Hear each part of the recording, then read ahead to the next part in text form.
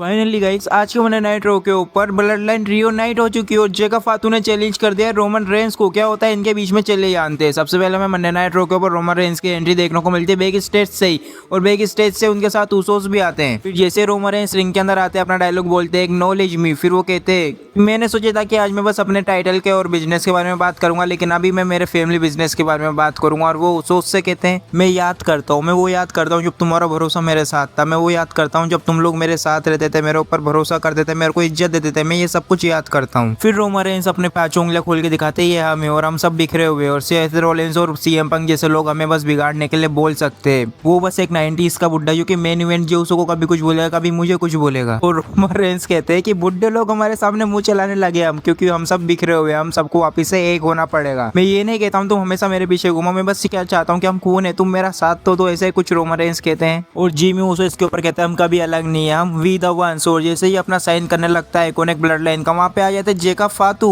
और Roman Reigns कहते हैं शायद से तुम मुझे एक्नॉलेज करना है, वैसे ही बहुत समय हो गया तुम्हें देखे। तो जेका फातू कहते हैं मैं तुम्हें कोई एक्नॉलेज नहीं करना है। तो रोमन रेंस कहते हैं कि तुम टाइटल के लिए आए हो। रोमन रेंस कहते हैं, फिर जेका फातू कहते हैं कि मैं तुम्हारे टाइटल के लिए नहीं आया, बाकी मेरे को जरूरत है इस टाइटल की, मुझे वो सब चाहिए जो कि एक ट्रैवल चीफ के पास है जो तुम्हारे पास है। मुझे टाइटल चाहिए, तुम्हारे शूज चाहिए, तुम्हारी घड़ी चाहिए, मुझे सारे बिजनेस की स्पॉन्सरशिप चाहिए। और रोमन रेंस कहते हैं ठीक है तुम्हें मैच तो मिल जाएगा बैकलेश के अंदर, लेकिन और शायद तुम मुझे हरा भी पाओगे, तुम मुझे हरा भी दोगे, लेकिन क्या तुम इस टाइटल की जिम्मेदारी संभाल पाओगे। रोमन रेंस कहते हैं और चलो दूसरी तरफ से भी सोचो, अगर मैंने तुम्हें हरा दिया तो क्या तुम मुझे एक्नॉलेज करोगे।